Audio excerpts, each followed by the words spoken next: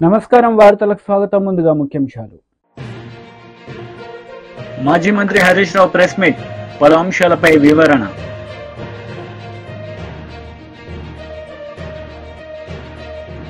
మాజీ మంత్రి Ambati Rambabu press meet, TDP నేతలపై ఫైర్.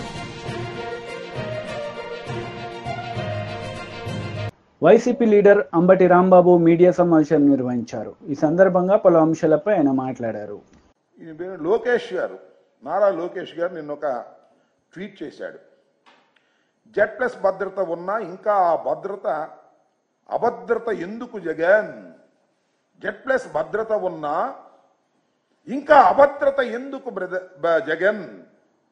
దాని ఏమంటే ఇప్పుడు జగన్కున్న భద్రత ఎంత అంటే Z+ భద్రత 58 మందితో సెక్యూరిటీ, 2 ఎస్కాట్ బృందాలు, 10 మంది సాయుధ గార్డులతో భద్రత, కాన్వాయ్లో 2 అత్యాధునిక ల్యాండ్ క్రూయిజులు, బుల్లెట్ ప్రూఫ్లు. చూడండి, ఆయన నిన్న ట్వీట్ చేశాడు. నేను అడుగుతా ఉన్నా, చంద్రబాబు నాయుడు గారు కుమారులు మీరు, మంత్రివర్గంలో సభ్యులు మీరు, ఎందుకని ఇన్ని పచ్చి అబద్ధాలు ఆడతారు? ఇది ధర్మమేనా? లోకేష్ గారు, మీకు ఇంకా బుర్ర వికసించినట్టుగా అనిపిస్తుంది. నిక్కర్లు వేసుకుని గోలీకాయలు ఆడుకునే పద్ధతుల్లో మీరు మాట్లాడుతున్నారు. ల్యాండ్ క్రూయిజులు ఉన్నాయా? చూపించాయా బాబు, నాకు తెలియకూడదు. లోకేష్ గారు, నారా లోకేష్ గారు, ఎడ్యుకేషన్ మినిస్టర్ గారు, జగన్మోహన్ రెడ్డి గారి కాన్వాయ్లో ల్యాండ్ క్రూయిజులు ఉన్నాయి అని మాట్లాడుతున్నాడు. ల్యాండ్ క్రూయిజులు ఉన్నాయంట. మా ఎక్కడ కనపడలేదు. నిన్న మొన్న తిరిగాం. ల్యాండ్ క్రూయిజులు ప్రభుత్వం సప్లై చేసిందా? బుల్లెట్ ప్రూఫ్ కార్లు, కార్లు ఏంది? బుల్లెట్ ప్రూఫ్ కార్లు ఎన్ని ఉన్నాయబ్బా? బుల్లెట్ ప్రూఫ్ కార్లు అంటే బహువచనం వాడావు కదా. ఒక్క బుల్లెట్ ప్రూఫ్ కారు ఇచ్చారు, అది కూడా లోపభూయిష్టమైనటువంటి కారు. షెడ్లో ఉండి బాగు చేయకోకుండా పంపించారు. మొదటి రోజున ఆయనతో పాటు నేను కూడా ప్రయాణం చేశాను. వినుకొండ వెళ్ళేటప్పుడు ఇక్కడే ఇంటి దగ్గర ఆ బుల్లెట్ ప్రూఫ్ కారు ఎక్కాం, సఫారీ. ఖచ్చితంగా టోల్ గేట్ యువతలే అనుకుంటా, అవతల గుర్తులేదు. వెళ్ళేటప్పటికి లోపల ఏసీ సరిగా రావడం లేదు, పైన వర్షం పడతా ఉంది, అద్దాలన్నిటికీ మంచు పట్టింది, దోవ కనపడటం లేదు, కుయ్ కుయ్యమని వెళ్తా ఉంది. వెళ్ళే పరిస్థితి లేదు. దిగి ప్రైవేటు వాహనంలో వెళ్ళవలసినటువంటి పరిస్థితి ఏర్పడింది. అక్కడ దాకా ఎందుకబ్బా? ఇవాళ కోర్టులు ఏమన్నారు? మీ న్యాయవాదే, ప్రభుత్వం తరపున న్యాయవాదే, ఏమండి ఆ కారు బాగోలేదు మాట నిజమేను, స్పేర్ పార్ట్స్కి ఆర్డర్ ఇచ్చాము, అవి వచ్చేదాకా కొత్త కారు పంపిస్తాం అన్నారు. ఏంది నారా లోకేష్ గారు, మీరు మాట్లాడే మాటలు, మీరు చేసే ట్వీట్లు, ఏం మాట్లాడారు మీరు? ఏం అంటున్నారు మీరు? ఇది బుల్లెట్ ప్రూఫ్ కార్లు అంట. ఎందుకండి ఇంత పచ్చి అసత్యాలను ప్రచారం చేసేటటువంటి ప్రయత్నం మీరు చేయటం చాలా దురదృష్టకరమని మనవి చేస్తున్నా. అలాగే ల్యాండ్ క్రూయిజులు అన్నారు. 10 మంది సాయుధ గార్డులతో భద్రత. అయ్యా, 10 మంది సాయుధ గార్డులతో భద్రత జగన్మోహన్ రెడ్డి గారు ఎమ్మట ఉండేది ఇద్దరు, 10 మంది కాదు. మీరు కేటాయిస్తే కేటాయించవచ్చు, వాళ్ళందరూ గార్డులు చుట్టుపక్కల ఉంటారు, ఇంటి చుట్టూరా. ఆయన వెంట ఎక్కడికన్నా వెళితే 2 మాత్రమే సెక్యూరిటీ ఆఫీసర్స్ ఉంటారు. మీరు ఏర్పాటు చేసినటువంటి విధానం అది.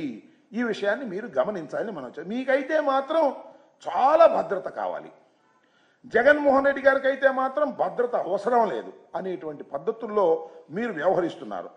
మాజీ మంత్రి హరీష్ రావు మీడియా సమావేశం నిర్వహించారు. ఈ సందర్భంగా పలు అంశాలపై ఆయన మాట్లాడారు.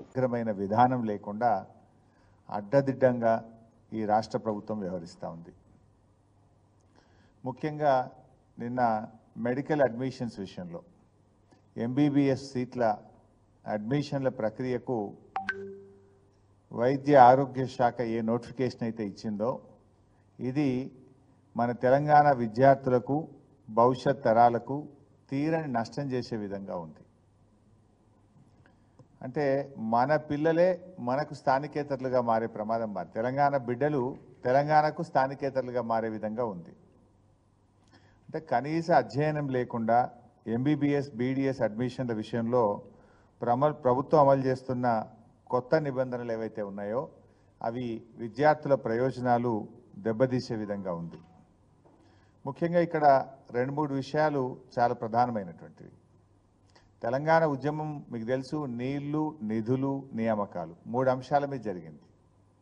అందులో నియామకాలకు సంబంధించి కేసీఆర్ గారి ప్రభుత్వం మన ఆకాంక్షలు నిజం చేసింది. ఎట్లా? అప్పుడు మన ఉద్యోగాలు మనకే దక్కాలి.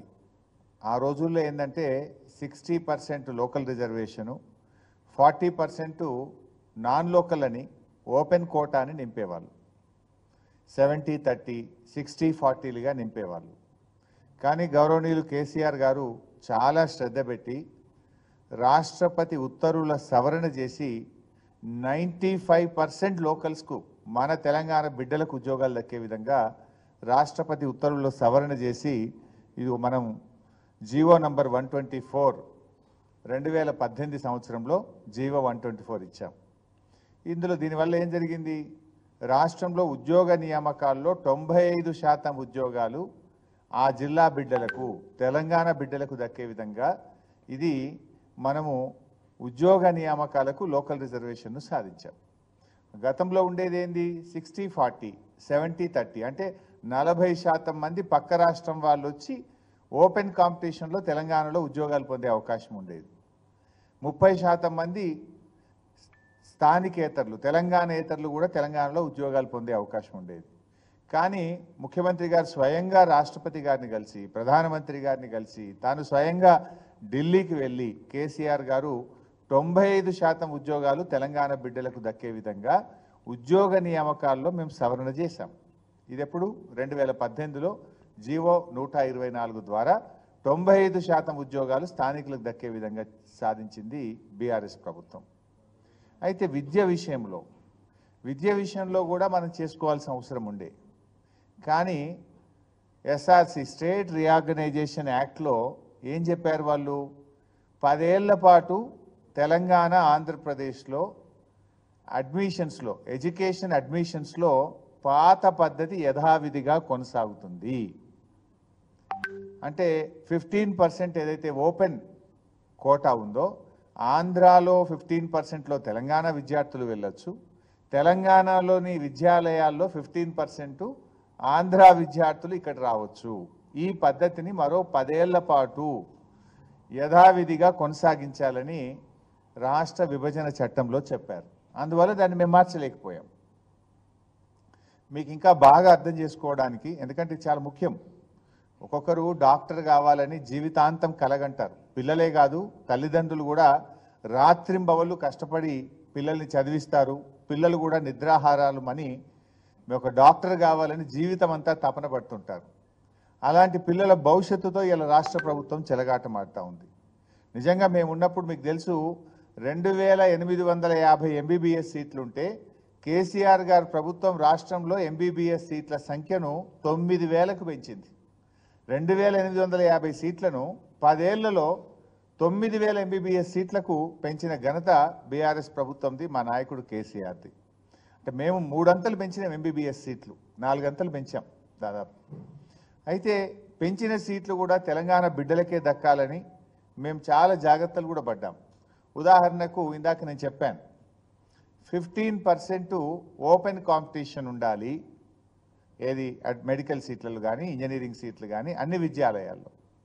అన్నప్పుడు తెలంగాణలో 2014 రోజు మనకు 20 మెడికల్ కాలేజీల్లో 2850 సీట్లు ఉండేది. 2850 సీట్లు అంటే ఒక 280 సీట్స్ ఓపెన్ కాంపిటీషన్లో ఆ పిల్లలు రావడానికి అవకాశం ఉండేది. అందులో అంటే మేమేం చేసినాము, మేము బాగా ఆలోచించి తెలంగాణ వచ్చిన తర్వాత మెడికల్ కాలేజీలు బాగా పెట్టాం కదా, 20 నుంచి 36 మెడికల్ కాలేజీలు అయినాయి. నేను ఆ రోజు ఆరోగ్య శాఖ మంత్రిగా ఉన్నప్పుడు నేను ఒక నిర్ణయం తీసుకున్నా. తెలంగాణ రాష్ట్రం వచ్చిన నాటికి ఎన్ని మెడికల్ కాలేజీలు ఉన్నాయో దాంట్లో మాత్రం. టీడీపీ లీడర్ మీడియా సమావేశం నిర్వహించారు. ఈ సందర్భంగా పలు అంశాలపై ఆయన మాట్లాడారు. 15-20 సంవత్సరాల నుంచి మనందరం ఈ మాట వింటూనే ఉంటాం. లేపాక్షి భూముల్ని రాజశేఖర్ రెడ్డి గారు ఎట్లా హిందూ శ్యాంప్రసాద్ రెడ్డికి ఏమంటారు మొత్తం ఇచ్చింది. ఆ ఇందు శ్యాంప్రసాద్ రెడ్డి గారు ఏ విధంగా దాన్ని కొదవ పెట్టింది, ఇవంతా పాత స్టోరీలు మనం చాలాసార్లు చూసాం. సో ఇవంతా కోర్టులకు ఎక్కింది, ఈ ట్రిబ్యునల్లో ఉన్నాయి రకరకాలు. గత 5 సంవత్సరాల నుంచి జగన్మోహన్ రెడ్డి గారు ఈ 8,884 ఎకరాల లేపాక్షి భూములను చాలా సైలెంట్గా ఏం మాట్లాడకుండా చాలా చీప్గా కూట్నీళ్ళకు అంటారు మా రాయలసీమ భాషలో, కూట్నీళ్ళకు అంటే కారు చౌకగా ఎలా కొట్టేయాలంటే 8,844 ఏకర్స్ భూమిని కేవలం 500 కోట్లకు కొట్టేయాలని ట్రై చేస్తున్నాం అనమాట. కేవలం 500 కోట్లకు. సో ఇష్యూ ఏంటంటే మొత్తం 8,844 ఎకరాల భూములు 5,811 ఎకరాలు అసైన్ భూములు, మిగిలిన 3,032 ఎకరాలు ప్రభుత్వ భూములు. రాజశేఖర రెడ్డి గారు చాలా ఉదారంగా చాలా పెద్ద సైన్స్ అండ్ టెక్నాలజీ సిటీ ఏర్పాటు చేస్తాను ఇందు శ్యాంప్రసాద్ రెడ్డికి ఇవ్వడం, ఆయన దాన్ని కుదవబెట్టడం, ఆయన దాన్ని దివాలా తీయడం, ఆ తర్వాత ఈడీ ఆ భూముల్ని అటాచ్ చేయడం, శ్రీ జగన్మోహన్ రెడ్డి గారిని ఆ కేసులో A1గా A2గా మన విజయసాయి ఎట్లా ఉంటాడు ఇప్పుడు ఆయన్ని ప్రవేశపెట్టడం, వాళ్ళిద్దరి మీద కేసు బుక్ చేయడం, ఆయన జైల్లో ఉండడం, బెయిల్ తీసుకొని రావడం, ఇదంతా జరిగాయి. 2019లో జగన్మోహన్ రెడ్డి గారు అధికారంలోకి వచ్చారు. వచ్చిన తర్వాత ఆయన కళ్ళు అట్లా మొత్తం రాష్ట్రం అంతా తిరిగాయి కదా, ఎక్కడ భూములు కనిపిస్తాయి, ఎక్కడ తీసుకుందామని.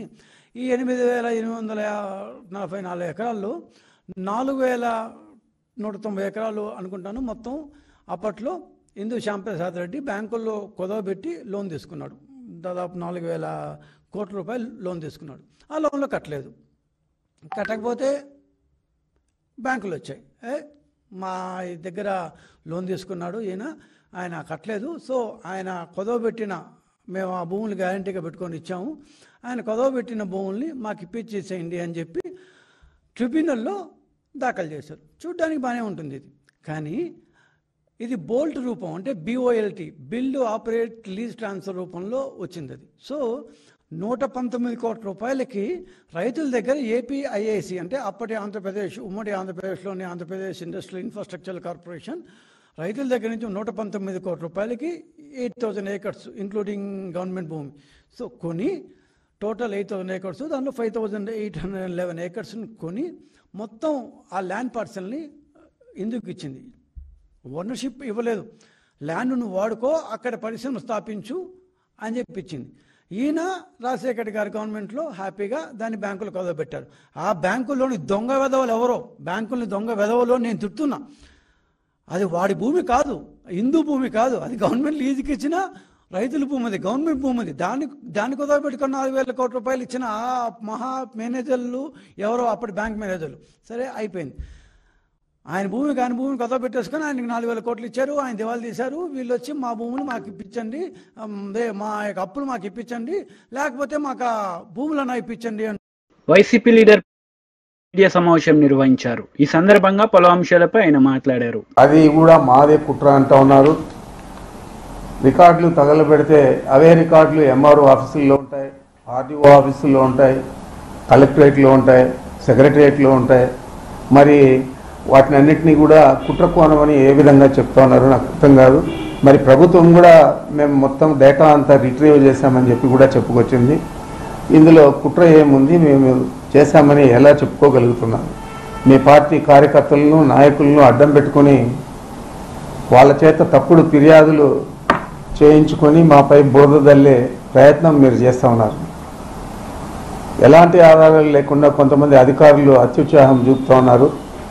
మరి వాస్తవాలు మీ దగ్గర ఉంటే, ఆధారాలు ఉంటే తప్పకుండా వాటిని నిరూపించండి. లేదంటే తప్పుడు ఆరోపణలు చేసి చంద్రబాబు కూర్చులో తగులుకోవద్దండి అని చెప్పి నేను అధికారులను కోరుతా ఉన్నాను. తప్పుడు పనులు చేయాల్సిన అవసరం నాకు కానీ మా కుటుంబ సభ్యులకు కానీ అవసరం లేదు. నేను 7 సార్లు శాసనసభ్యుడిగా ఉన్నాను.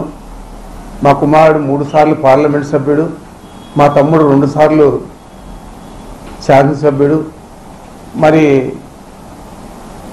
ప్రజాదరణ అభిమానం ఉంటేనే ఇన్నిసార్లు రాజకీయాల్లో కొనసాగుతామని చెప్పి వారికి ప్రత్యేకంగా చెప్పనక్కర్లేదు. మరి మా పేరుతో ఉన్న భూములు, ఇతర ఆస్తులన్నీ కూడా ఎన్నికల అఫిడవిట్లో పేర్కొన్నాం. అఫిడవిట్లో పేర్కొన్న ఆస్తులు తప్ప మాకు ఏ ఆస్తులు కూడా లేవు. మరి మదనపల్లి కేసుకు సంబంధించి సిఐడికి అప్పగించిన, సిబిఐకి అప్పగించిన నాకు ఇబ్బంది లేదు. ఆ కేసుకు నాకు ఎటువంటి సంబంధం లేదు. కానీ వైసీపీ నాయకులపై కేసులు వేసి వారిని వేధించే ప్రయత్నం చేసేదే కాకుండా వారి ద్వారా నా పేరు చెప్పించే దానికి ప్రత్యేకంగా ఈ కుట్ర చేస్తూ ఉన్నారనేది ఈ రాష్ట్ర ప్రజలందరికీ కూడా తెలుసని చెప్పి కూడా మీకు మనవి చేస్తూ ఉన్నాను. గతంలో పుష్కరాల్లో చనిపోయారు చంద్రబాబు ఆధ్వర్యంలో. ఈ మధ్య ఎలక్షన్ అయిన తర్వాత చాలామందిని అతి దారుణంగా హత్యలు చేశారు. మరి చాలామంది చిన్న పిల్లలందరినీ కూడా మానభంగం చేశారు. మరి ఈ వీటిల్లో వేగవంతంగా మీ ప్రభుత్వం పనిచేసిందా?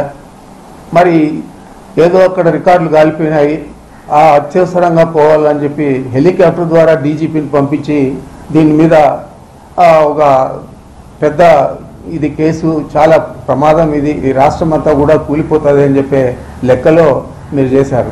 ఏ రోజు కూడా మేము 50 సంవత్సరాల నుంచి రాజకీయాల్లో దాదాపు 74 నుంచి విద్యార్థి రాజకీయాల్లో, తర్వాత ప్రత్యక్ష రాజకీయాల్లో ఎప్పుడు కూడా DGP helicopter. BRS leader media సమావేశం నిర్వహించారు. ఈ సందర్భంగా పలు అంశాలపై ఆయన మాట్లాడారు. కర్రా అని బోగస్ కంపెనీలు, ఫ్రాడ్ కంపెనీలనే అనుకున్నాం, కానీ ఇప్పుడు ఒక కుటుంబ కంపెనీ కూడా వచ్చింది. ఉద్యమంలో కొట్లాడి ఎన్నికల్లో నిలబడి ఓట్లు తెచ్చుకొని, రికార్డు స్థాయిలో ఓట్లు తెచ్చుకొని హరీష్ రావు గారు కానివ్వండి, కేటీఆర్ గారు కానివ్వండి, ఉద్యమంలో పాల్గొన్న కవిత గారిని కానివ్వండి, తీవ్రంగా కుటుంబ పాలన అని అటాక్ చేశారు. కానీ తెలంగాణ ఉద్యమంలో ఎక్కడ కూడా కనబడని, ఇప్పటి వరకు ఎలక్షన్స్లో కూడా పాల్గొనని, మరి పార్టీకి ఏమైనా పనిచేసిర్రో లేదో తెలియదు, కానీ ఒక దండుపాల్యం బ్యాచ్ అసలైన కుటుంబ పాలన, దోపిడి పాలన ఎలా కనబడుతున్నది. ఒక బ్యాచ్ ఏమో ఆస్ట్రేలియాలో ఉన్నది, అనుముల కొండల్ రెడ్డి గారి బృందంలో. ఇప్పుడే వస్తుంటే హైదరాబాద్ నగరంలో మొత్తం గోడల మీద పోస్టర్లు కనబడ్డాయి. అరే ఎవరో ఇప్పుడే జూల నుంచి ఒక సింహం బయటకు వచ్చింది, సింహం పోస్టర్ వేసిరు. ఎవరినే అని చూస్తే తిరుపతి రెడ్డి గారి, అనుముల తిరుపతి రెడ్డి గారి బర్త్డే అంట. మొత్తం హైదరాబాద్ గోడలంతా అనుముల తిరుపతి రెడ్డి గారికి అప్పచెప్పేసారు. వీళ్ళిద్దరు ఇట్లుంటే నేనేమన్నా వెనుకకు పోయినానా, నాకు కూడా ఏమన్నా చేయాలి కదా, అన్న ముఖ్యమంత్రి అయిండు అని అమెరికాలో ఉన్న జగదీష్ అనుముల గారు, ఇది అమెరికా పర్యటనలో భాగంగా వారితో పాటు కనిపిస్తున్న ఇంకొక సోదరులు జగదీష్ రెడ్డి అనుముల గారు నిన్న స్వచ్ఛ బయో ప్లాంట్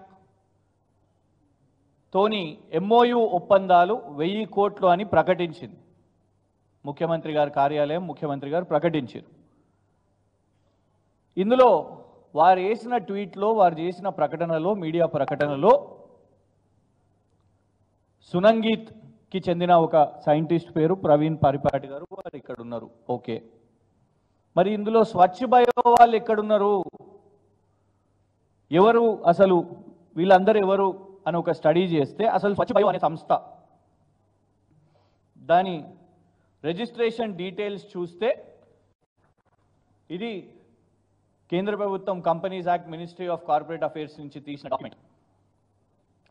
ఈ డాక్యుమెంట్లో 2 డైరెక్టర్స్ ఉన్నారు ఈ కంపెనీకి. Director number 1 Vedavalli Sivananda Reddy.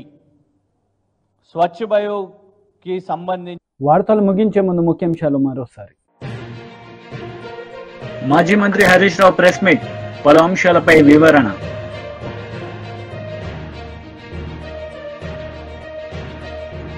మాజీ మంత్రి Ambati Rambabu press meet, TDP నేతలపై ఫైర్.